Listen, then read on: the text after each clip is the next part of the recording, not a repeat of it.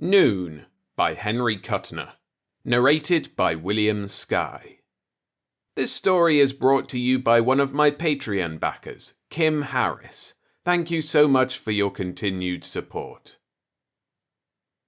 John Weston balks death, but not destiny, when he tries to save Serena, mindless, perfect woman, from the flame blossom. When he looked up from the pool, the garden was different. In the water, Weston had seen the reflection of blue sky and sunset clouds, and the shape of a plane going over. The deep buzzing of the engines had suddenly died. It had been sunset, now it was noon, and he was no longer in Versailles. It had taken months, but the miracle was that it had happened at all. People who search for miracles seldom find them. Yet John Weston, perhaps because he was idle and footloose and wealthy enough to indulge his impulses, had come searching for a phantom and had found it. Dunn had been right, and the theory of serial time could be right, and the authenticated tales of temporal apparitions in the Versailles garden were more than merely tales. The first day he had come here, he had sensed a shifting and a strangeness, but it had passed quickly. Still, it was enough to anchor him here, strolling through the old paths, not quite believing that he would ever again see that face he had glimpsed momentarily through a shimmer of spray. Time-travelling was nothing you could weigh and balance. It either happened, or it didn't. And now it happened. Weston stood without moving, looking around. The trees had moved and changed, and not far away were low blue buildings with conical roofs. Underfoot was a thick, soft moss instead of grass. The pool was still at his feet. After the initial shock of incredulous amazement had passed, he began to walk toward the cone-roofed buildings. Then the second miracle happened. 3 people came out of one of the structures and began to walk toward him. One of them was the girl whose face he had already seen. The others were young men, thin, wearing tunics of shining bronze green like the girls, and a curious vitality seemed to shimmer from them as they walked. As Weston looked at them, he felt certain that this was another world or a far distant era in time. They were almost unbelievably slender, but not awkward or angular, nor were their thin, pointed faces sharp. Bronze-green eyes looked at him. Weston opened his mouth. The impossibility of communication occurred to him. But they were waiting. "Hello," Weston stuttered almost at random. The 3 smiled at him and repeated his greeting. It might have been merely a friendly echo. Weston, slightly stunned, tried again. "Where am I?" he asked. "What place is this?" "This is Jekyll's," the girl answered. "Oh, what year is this?" But this time they looked at him, still smiling, but waiting for something. It was very quiet. Leaves rustled somewhere. One of the men turned and walked softly away. "He has work to do," the girl said. "Have you finished yours for a while? My name is—" It sounded something like Serena. Weston had not expected this placid acceptance. He began to explain and question, but the girl interrupted him. "I must get back to my work too." She turned, and Weston, hesitating, glanced helplessly at the other man. There was no help there. Weston went after Serena, feeling baffled. She had gone into one of the buildings. It was an amazing place, Weston found. There were corridors and little irregular rooms and floors like balconies, and all the partitions were translucent like the walls. Lights came in green, deep blue, and ocean purple. When Weston caught up with the girl, he saw that she was carrying a globe of glass. Not until they emerged in the daylight did he see that it was apparently full of smoke, a trickle of it escaping through an opening in the top and drifting back as Serena walked. She put the sphere down on the moss and began her work, totally ignoring Weston. She made fires spring up. Weston was completely puzzled by the method, and simply sat and looked at the flames. That seemed to be all there was to it. Twice Weston spoke to her, but she did not answer. He finally began to explore the buildings. In the end, he was no wiser than when he began, and he had not encountered either of the two men. Whatever he had expected, it wasn't this. He thought, why aren't they surprised? Had time-travelling become common, or was there another answer? The noon passed into afternoon and the beginnings of blue evening, while Weston moved like a ghost through that strange, incomprehensible place that was too alien for him to understand. Finally, he saw Serena and the men sitting on the moss before one of the buildings. He went out to them and saw that they were eating. He joined them. It was the strangest meal Weston had ever had. The earth served him. A little pool opened in the lawn at his feet, exactly like an opening mouth. It was full of something like jelly. Weston, watching the others, scooped up some of the stuff in his palms and tried it. It was palatable enough. Then, around the pool, a ring of small green plants pushed themselves up, budded without blossoming, and put out round fruits like little balloons which swelled as he watched. Serena plucked one and ate it. Weston closed his mind temporarily to questions, and had dinner. When they finished, the pool closed and the tiny plants fell to bright pink dust that sifted into the moss. The three aliens sat back, paying little attention to Weston, and talked. "The fires were burning well today," Serena said. "It was easy to handle the clay." "I had a little trouble," one of the young men murmured. "Will you finish soon?" Weston asked, and they looked at him with odd eagerness. "I shall. I think I shall," Serena answered. "How far along are you?" "That isn't my job," Weston found himself saying. "I'm from a different time. This isn't my world at all. I... He stopped because they were looking at him with polite inattention. Then they went on with their talk as though he hadn't spoken. It grew darker. Time in that world was different. Weston had left Versailles at sunset and stepped into noon. Finally, Serena stood up and led the way back into a grove of tall trees. 4 branches were hanging low, and at the end of each branch was an enormous folded flower. The flowers opened slowly. Serena stepped into the soft trough of the nearest and stretched out. The petals folded about her and the branch rose. The 2 men also relaxed in similar fantastic hammocks.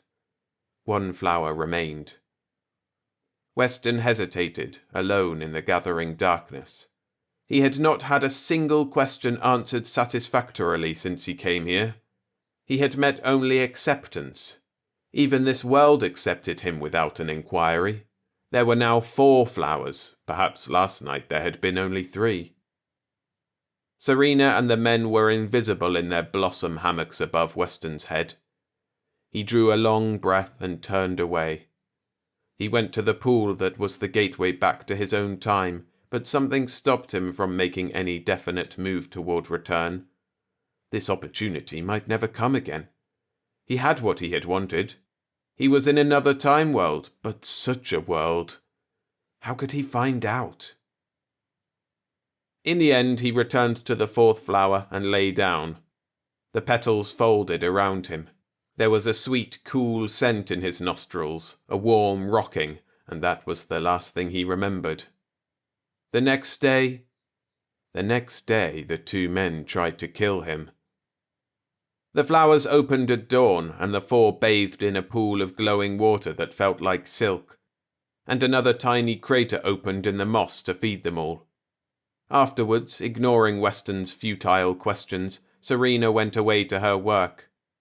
The 2 men watched Weston follow her, their eyes coldly interested. By now, Weston knew he must leave very soon. If he did not get his questions answered quickly, they would never be answered. So he kept interrupting Serena at her work, asking what it was she did, what this world was like, 1,000 other queries that apparently meant nothing at all to her. Sometimes she spoke, but only once did she give Weston any real help. Once she said, "You must ask the knowledge about that," and she gave Weston directions. Perhaps it was merely to get rid of his annoying presence. At any rate, he followed Serena's instructions, feeling like an ignorant child in a place of inconceivable maturity. Yet the knowledge sounded very helpful. A library of talking books or pictures or a radio-atomic brain. Weston began to feel rising excitement as he searched in the building Serena had indicated. At first, he couldn't find it. The room looked ordinary insofar as any of those rooms of deep, cool light and color could ever seem ordinary. But after a while, one of the men brushed past Weston in the doorway and crossed the floor to stand before the far wall. In the wall, an oval of shining light dawned. The man seemed to listen. Then he turned and went softly out by another door. The bright oval faded. When Weston stepped in front of it, the panel came to life again. It was the knowledge, all right, and it was the equivalent of a superlibrary. A machine, yes, a radio-atomic brain, a mechanical colloid that was the culmination of the thinking machines of Weston's own time. It could answer questions. Serena's race had come to need a radio-atomic brain because they had lost a certain human factor over the long, long ages. They had lost intelligence. They had initiative. So has a plant. So has a flower. And theirs was the force that activates unreasoning things. The knowledge explained that in answer to Weston's silent questioning. But it was only a machine. It didn't know all Weston wanted to learn. He found himself looking for some human understanding to go with the more than human wisdom it seemed to have, some friendliness, behind that shining panel, and of course there was nothing like that at all. A radio-atomic brain keyed to perform certain functions, but without initiative, to give the humans knowledge as they needed it. Weston got his answers at last. After a time, he stepped outside to get some fresh air. He felt stifled. He could see Serena and the others working away at their unearthly fires, and overhead was the burning sunlight of mankind's long noon. Yes, it was noon. It had been noontide for a millennium. What Weston had expected to find in the future was problematical, but he had not expected this, what the knowledge had told him. He stood there sweating and curiously unwilling to move. Around him were tiny rustlings in the moss. He could hear the flames roar up, and twice he heard a very deep sighing, like a giant drawing the first breaths of life. It was noon. That was the answer.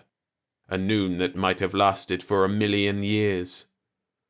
Weston tried to comprehend it, but he was used to flux. He found it hard to realize that when you reach perfection, by the definition of that term, you can't go up or down. Serena's race had achieved perfection. It had stopped at mankind's midday. There would never be afternoon or twilight, but, Weston thought coldly, in the end, there would be night. It had happened before, he knew. Ants and bees were found in fossil form 1,000,000 years old, exactly like ants and bees today. And the ordinary cockroach is 100 million years old in its form.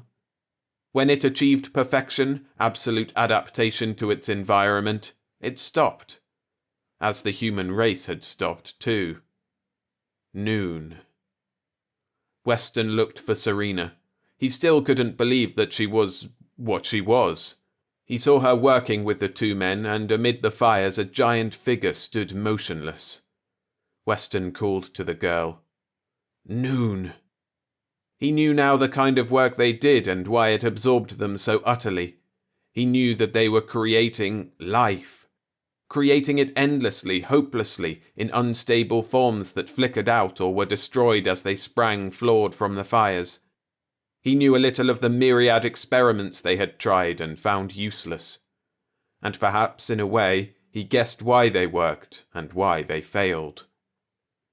It was clear to him, too, by analogy, what had happened to the human race in the interval between his own time and this. He went looking for Serena presently. He wanted to gaze on her strange, vibrant, otherworldly brightness and try to convince himself that she was what she was. For already he was finding something almost hypnotic about the girl. Such brilliance, such dazzling perfection, such incredible sureness in all she did, without a wasted motion or a moment of indecision. Of course, that was possible to her, as it is impossible in ordinary humans, because she was what she was. Still, he had to look at her. He found her working with the two men, and among the fires he saw a giant figure stand motionless, looming above them. "Serena!" he called. He thought, if I could tell her, make her believe what has happened, perhaps she'll really notice me. She came forward, wiping the flames from her hands like water. There was a look even brighter than usual on her glowing face. "We will succeed this time," she said, and Weston went cold. "Now that you've come, a new factor is made available for us. You! We need you! The knowledge has just told us that if we use your mind factor, we have a better chance to succeed." He looked into her eyes and read the emptiness there. Her hand was suddenly on his arm, tightening. And she was strong, terribly strong. The two men had left their fires and the giant figure and were moving toward Weston.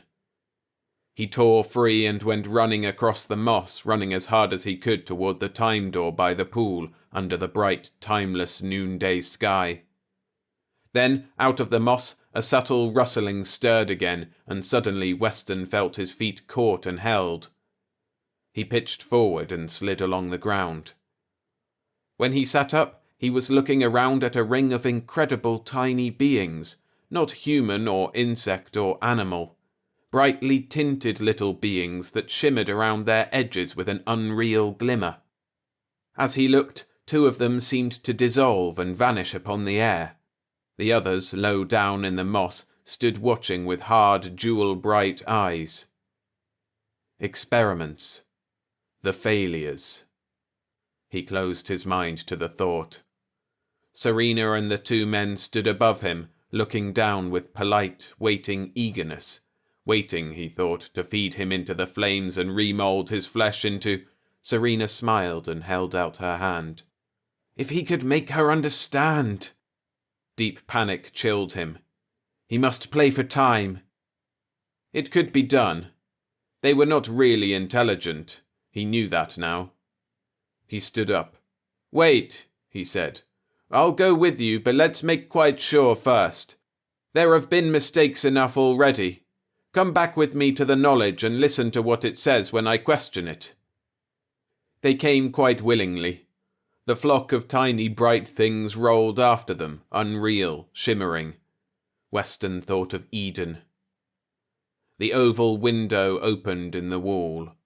Weston asked a question, and in his mind and in the minds of the others, an unexpected answer took shape. "Yes," said the knowledge. "You have a factor of the mind that could mean success. A factor I have sensed in the golden light itself, which is the essence of perfection. But the woman here has more. It is recessive in her brain, but far stronger than the dominant factor in yours." Weston spoke to gain time. "The golden light? What is that?" "I am not capable of answering. That is unknown." Serena had not listened. "Will we succeed if I use myself as material in the work?" she said tranquilly. "Serena, you can't do that," Weston said. She didn't hear. She turned and went out, the men after her.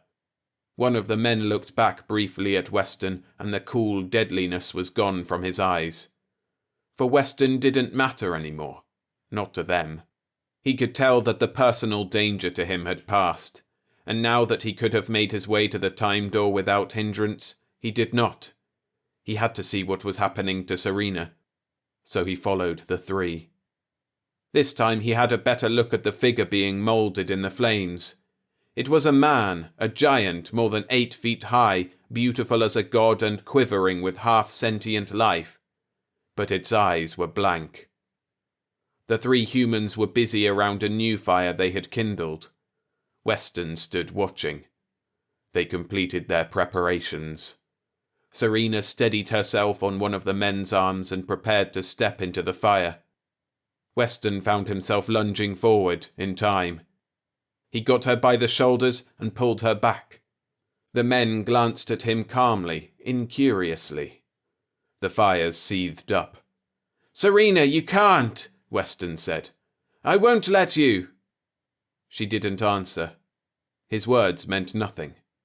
He could feel the continuous steady pressure of her body as she leaned toward the fire, ready to enter it the moment he let her go. One of the men seized his wrist and tried to free her. Weston was glad for an excuse for explosion. He was on surer ground there. He swung around and struck once at the man, very hard, hitting him on the corner of the jaw. The man was lightly built. He went down in a heap and lay there looking at Weston without surprise or anger, but with a clear intent in his eyes. Weston swung Serena off her feet and started away at a heavy run, carrying her. When he reached the corner of the buildings, he paused to look back. The men had returned to the other fire where the giant figure stood, and they were working on that, deftly and fast, wasting no motions. Twice they pointed after Weston. He put Serena down, keeping hold of her wrist. She didn't resist, though once when his grip slipped, she turned instantly and began walking back toward the fires. Weston caught her again and hurried her away toward the time door that led to Versailles in the 20th century. He couldn't find it. And quite soon, around one of the domed buildings, the giant came walking, unsteadily, tentatively, his eyes fixed on Serena. He was tremendous. He was unsteady because he had just been created, Weston knew, but he came on relentlessly. The enormous hands gripped Serena gently, pulled her free, and started to carry her back to the waiting men. Weston jumped on the giant's back and got a judo hold. Serena fell free, but Weston found he couldn't hurt his opponent. The giant didn't try to fight, he merely strove to escape, and he was tremendously strong.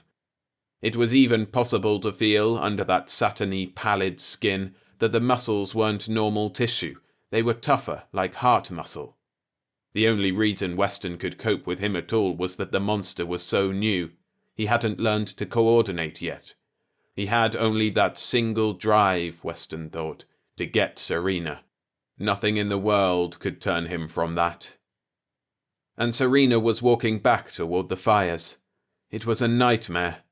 Weston let go of the giant and ran after her, lifting her in his arms. She lay there lax. There was no use trying to find the time door now. He simply ran, and the giant came slowly after them. Weston knew that he had to increase his lead fast so that he could circle back and hunt for the time door before the giant learned to coordinate. It was burning noon. Time seemed to be playing queer tricks. He let Serena down after a while, but he kept tight hold of her wrist. She had a sort of homing instinct, though the fires were out of sight by now. After a few hours, Weston lost his bearings completely. The world of that time was a park. Nothing changed. The whole world, indeed, seemed to be a highly developed machine for the support of the human race. When he was hungry, the moss fed Weston. When he was thirsty, pools opened. And in all that desperate flight, with the giant looming sometimes on the horizon and sometimes out of sight beyond it, there was nothing except the undulating mossy hills, and one other thing. The golden light. Weston hadn't understood when he saw it. That happened later when he was exhausted. Serena was untiring. He tried to talk to her. She answered when he touched the right chord and she had a response to give, but it didn't mean anything. But Weston couldn't put away the thought that if he could only make her understand, force her to comprehend the fantastic motivations behind her life, she might awaken. The giant was gaining. He wasn't half a mile behind them now. The sun was dropping. It would be dark soon. There's no twilight here, Weston thought. Only burning daylight and then the darkness, as it will be for man. He talked to her. Serena, listen to me. The knowledge told me, listen. I know you're not intelligent, you have a different instinct, but if I could make you realize that... They plodded on. He kept glancing at her placid, lovely face. Call it tropism, Serena. Tropism that makes plants turn toward light, or taxis that guides insects. Insects have a perfect life in a way. Instinct tells them exactly what to do, and they can no more resist doing it than they can help being alive. A stimulus registers on them, and they act as their taxis commands. Listen! That's what's happened to the human race, your race. You haven't any powers of reason. You can respond only to certain stimuli, like automata, like the knowledge itself. If I ask you questions you're geared to answer, you'll answer. Ask you anything else and you won't even hear. Do you hear me now? It was growing dark. There was no moon, but far away was a golden glimmer of light on the horizon. Weston turned toward it. He didn't know in the darkness how close the giant was, but he could still make speed, for there were no obstacles and the moss was resilient and level. The golden shining brightened as they neared it, but Weston was exhausted. His mind went around in circles. After a time, he began to talk to Serena again. You're not human. You lost that 1,000,000 years ago. Absolute perfection, yes. Your race achieved that at the cost of humanity. Now you don't need machines.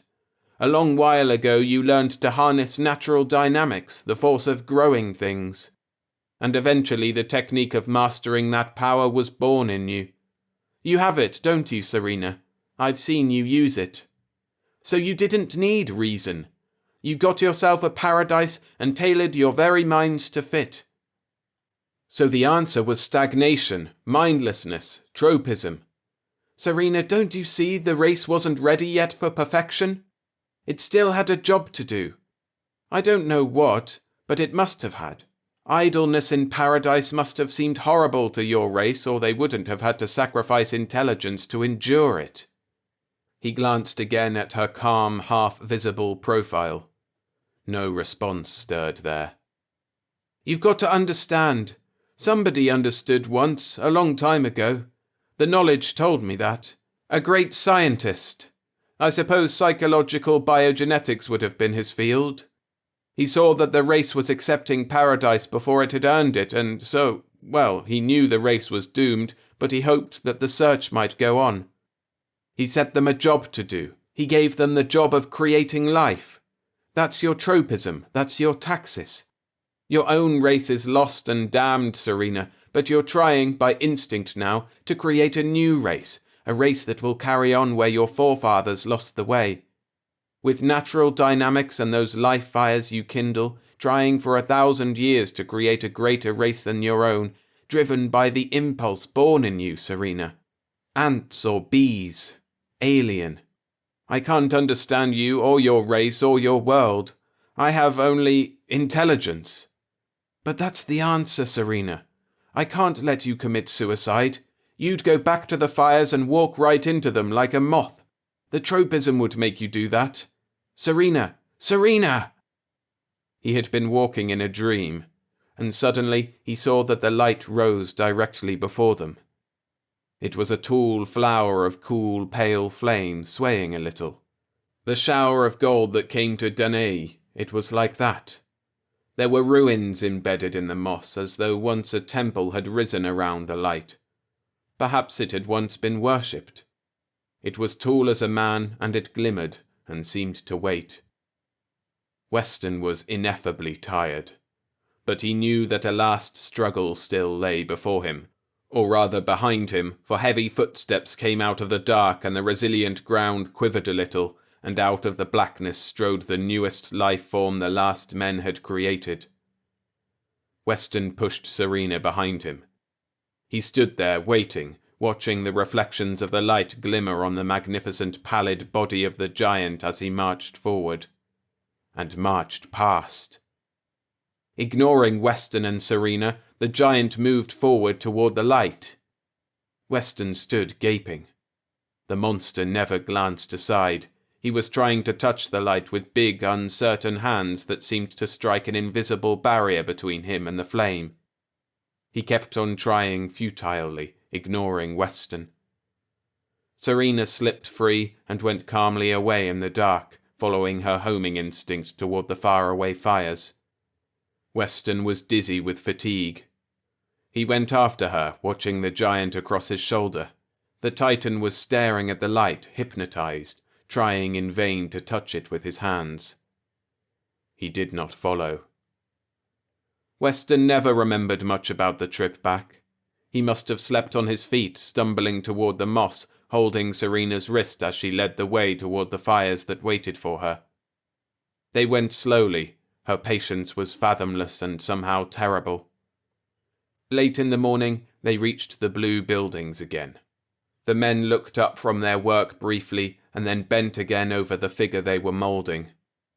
"Almost ready now," Serena murmured. "No time was lost after all.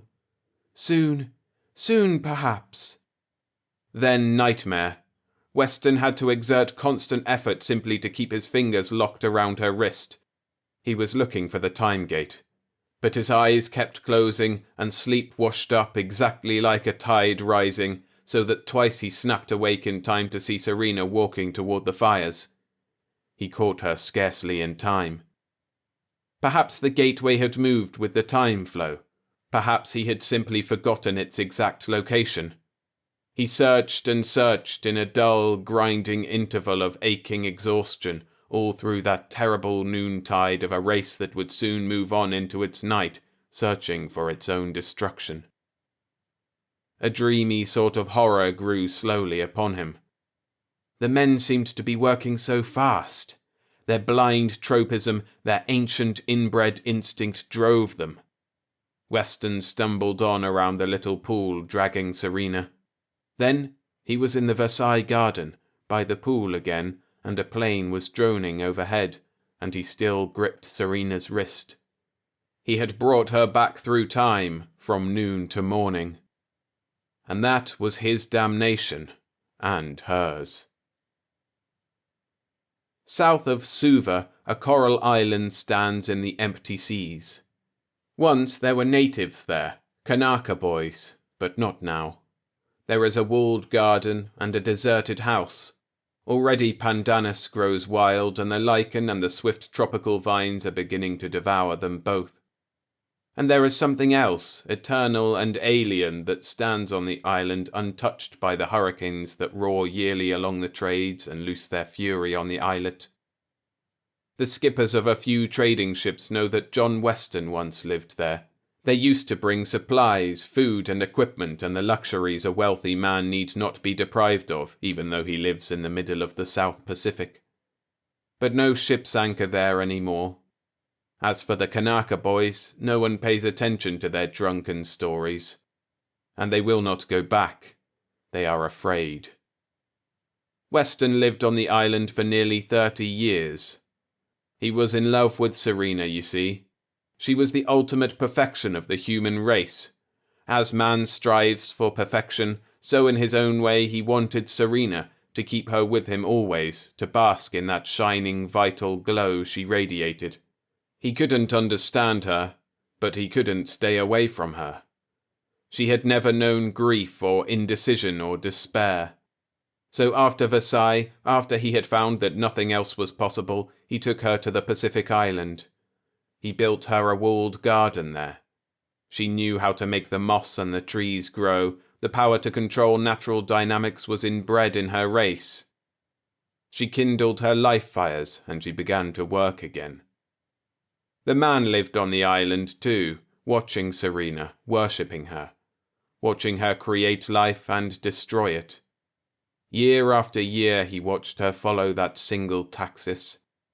She answered when Weston asked the right questions, but there was never any real contact. The gulf between them was too vast. She was perfection, and all he had was intelligence. Sometimes he thought of taking her back to her own world, but he knew he could never do that. The two men would be waiting, and the fires would be waiting, and Serena would be ready to sacrifice herself to create the new race that would supersede mankind. Nearly 30 years. She did not seem to age, but Weston did. And then, one day, the end came at last. He unlocked the door of the garden and went in, calling Serena's name. She had always answered before, but this time only silence greeted him.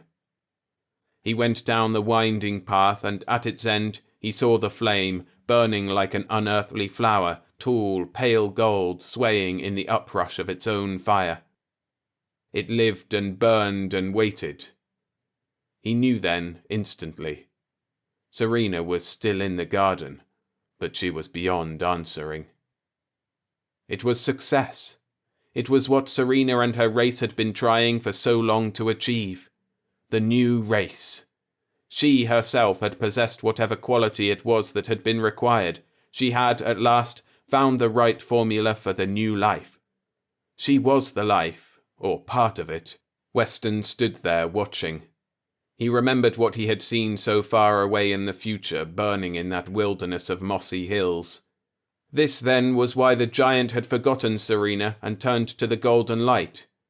The golden light was Serena. It was the new race. She had used herself to create the next step beyond mankind. She had brought it into being 1,000,000 years before she herself had been born. And all through those eons, her people were spending their energy striving to accomplish what Serena had already achieved far in their past. There had been a barrier guarding the light in the future, but now, had it developed yet? In green twilight the flame burned on. It was new. This was the first night it would illumine, but the mind could not grasp the concept of the countless nights to come through which it would burn. Millions upon millions upon millions of nights and days, while the seas shrank and the tides of time rolled relentlessly over the planet. While mankind found paradise and sank into the long, terribly perfect noontide of the human race. And after that, somehow, sometime, it must waken, for it was the first of its superhuman alien race. After man it would come, and part of it was Serena. "Serena!" Weston breathed. And then he was moving forward, his face bright, his eyes eager, into the alien heart of that living fire. The garden was empty except for the tremendous flame. Its shining enigma glowed through the night. No man would ever know the secret of its power or the nature of the alien life that burned in its heart, dormant, sleeping, not yet ready to waken and inherit the earth, to waken from man's eternal, doomed noon into the bright morning of its unimaginable future. The garden lay silent. No human foot moved through it. Only the golden fire burned like a flower against the darkness.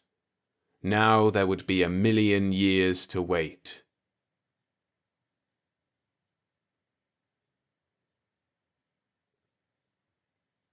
Thanks for listening. If you enjoyed the story, hit the like button and subscribe for more every Monday and Friday. And like Kim Harris, you can become a Patreon backer too, getting access to exclusive novelettes by the great authors, including one by Henry Kuttner, and ad-free video and audio versions of all stories.